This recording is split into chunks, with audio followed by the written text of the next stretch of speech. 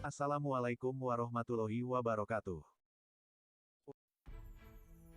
Ubaidillah bin Ziyad adalah seorang gubernur Umayyah di Basra, Kufah dan Khurasan selama masa pemerintahan Khalifah Muawiyah bin Abu Sufyan dan Yazid bin Muawiyah. Ia menjabat sebagai panglima tentara di bawah Khalifah Marwan bin Al-Hakam dan Abdul Malik bin Marwan. Sejak Muawiyah bin Abu Sufyan memaksakan putranya yang sama sekali tidak kompeten, bahkan berbanding terbalik dengan kualifikasi para sahabat utama Nabi SAW, kewibawaan kursi Khalifah terjun bebas. Hal ini digenapi pula dengan kebijakan-kebijakan Yazid bin Muawiyah yang kontraproduktif bahkan ngawur selama periode masa pemerintahannya. Akbar Shah Najibabadi dalam bukunya, The History of Islam, menyebutkan tak ayal, semua orang akhirnya merasa layak menjadi khalifah, tak terkecuali Ubaidillah bin Ziyad, sosok yang kekejamannya sangat masyhur di panggung sejarah. Tanpa malu ia mendapuk dirinya sendiri menjadi khalifah kaum muslimin dan mengambil bayat dari masyarakat di Basrah dan Kufah, yang umumnya adalah mendukung Husain bin Ali. Ibnu Ziyad jelas nekat, luka atas tindakan dirinya dan pasukannya di Karbala belum lagi sembuh, dan sekarang mereka diminta untuk memberikan bayatnya pada pembunuh junjungannya. Ini jelas kesalahan yang fatal. Di Basrah, Ibn Ziyad berhasil mendapatkan bayat. Tapi semua tahu, termasuk Ibn Ziyad sendiri, bahwa mereka tidak benar-benar tulus memberikannya. Sedang di Kufah, masyarakatnya terang-terangan menolak. Ditolak di Kufah, akhirnya ia berangkat ke Damaskus. Ibnu Ziyad adalah gubernur Umayyah di Basra, Kufah dan Khurasan selama masa pemerintahan Khalifah Muawiyah bin Abu Sufyan dan Yazid bin Muawiyah.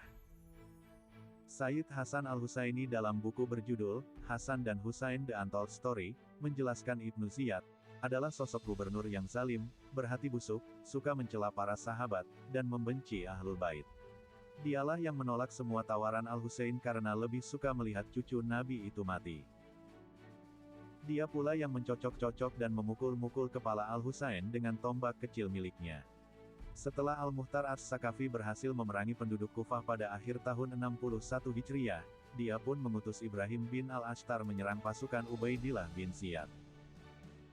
Dalam Tarikh Ibnu Khaldun disebutkan, pasukan Ibrahim kemudian berhadapan dengan pasukan Ubaidillah hingga peperangan hebat pun tidak bisa dilakukan. Dalam pertempuran itu pasukan Ubaidillah kalah. Ubaidillah dan para pengikutnya mati terbunuh, di antaranya Husain bin Numair. Kepala Ubaidillah kemudian dipenggal dan dibawa ke hadapan Al-Muhtar As-Sakafi. Allah Ta'ala menakdirkan Ibnu Ziyad terbunuh pada hari Asyura, 10 Muharram tahun 67 Hijriah, persis seperti hari kematian Al-Husain di Karbala. Al-Muhtar kemudian mengirim kepala Ibnu Ziyad ke Abdullah bin Zubair, lalu kepala itu dikirimkan kepada Ali bin Al-Husain, Ali Zainal Abidin, Al-Istiyab. Saat kepala Ubaidillah bin Ziyad dan para pengikutnya tiba, kepala-kepala tersebut disusun di pelataran masjid. Umarah bin Umari yang menuturkan kisah ini mengatakan, aku pun segera menghampiri kerumunan massa saat mereka mengatakan, ada ular datang, ada ular. Tanpa diduga, seekor ular datang lalu menyelinap di antara kepala-kepala tersebut hingga masuk ke dalam lubang hidung Ibnu Ziyad selama beberapa saat, lalu keluar lagi dan pergi entah kemana. Tidak lama berselang, orang-orang kembali berteriak, ada ular datang. Ular itu melakukan hal yang sama seperti sebelumnya, dan kejadian ini berulang hingga 2 atau 3 kali, At-Tirmidzi. Pada suatu hari ketika Fatimah Az-Zahra menyampaikan sebuah perkara kepada ayahnya, Nabi SAW bersabda, buah cahaya hatiku, anak perempuan ini akan pergi bersama Husain ke Karbala dan ia akan ikut menderita dalam musibah dan penderitaan saudaranya. Zainab Al-Kubro adalah gambaran perempuan yang tiada tandingannya pada zamannya, bahkan definisi ini sudah ada sejak zaman Nabi Muhammad SAW, Khulafaur Rasyidin hingga pertengahan era dinasti Umayyah.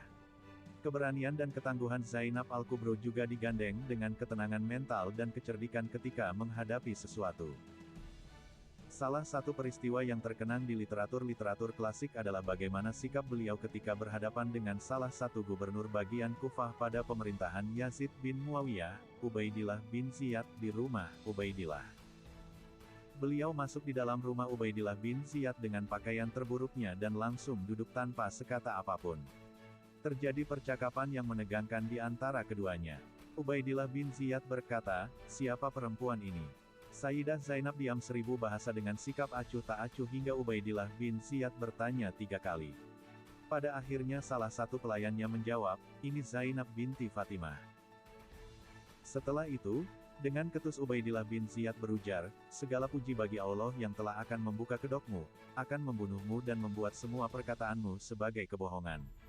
Kemudian Sayyidah Zainab menimpalinya dengan ungkapan yang tajam dan penuh kebijaksanaan, segala puji bagi Allah SWT yang memuliakan kami dengan Nabi Muhammad SAW, mensucikan kami dengan sebenar-benarnya suci tidak seperti apa yang kamu ucapkan. Sungguh Allah SWT akan mengumbar orang yang fasik dan melekatkan segala kebohongan pada orang yang hanyut dalam kemaksiatan. Mendengar jawaban tersebut, Ubaidillah bin Ziyad mengernyitkan giginya seraya berucap dalam kemarahan, bagaimana kamu tahu atas apa yang akan Allah SWT perbuat terhadap keluargamu? Dengan tenang Sayyidah Zainab menjawab, telah ditetapkan kematian atas keluargaku. Allah SWT akan mengumpulkan keluargaku dan kalian, maka saat itulah keluargaku akan mengajukan peristiwa ini kepada Allah SWT. Singkat cerita, dengan penuh kemarahan Ubaidillah bin Ziyad menyeret Sayyidah Zainab beserta seluruh keluarnya di antaranya terdapat Husain bin Ali bin Abi Thalib menuju ke hadapan Yazid bin Muawiyah di Syam. Sayyidah Zainab dan keluarnya dimasukkan sangkar hewan di depan Yazid bin Muawiyah. Walaupun dalam kondisi tersebut, tidak adalah ketakutan maupun keraguan di wajah Sayyidah Zainab dengan mempertahankan kepala Sayyid Husain yang telah terpenggap di hadapan Yazid bin Muawiyah walaupun dalam kondisi yang mengancam hidup dan keimanannya. Singkat cerita, Sayyidah Zainab mengucapkan perkataan terakhir pada persidangan tersebut.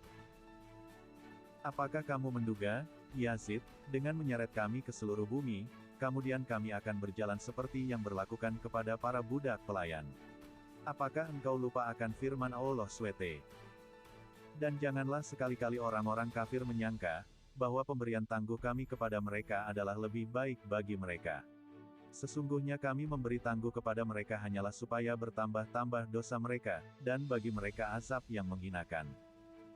Begitulah sekilas kisah Ubaidillah, menjadi gubernur yang dolim, kejam, berhati busuk, menjelek-jelekkan para sahabat, bahkan mengharapkan kematian cucu Rasulullah, yakni Sayyidina Al-Husain.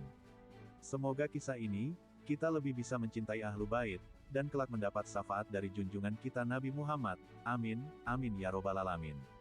Sekian, assalamualaikum warahmatullahi wabarakatuh.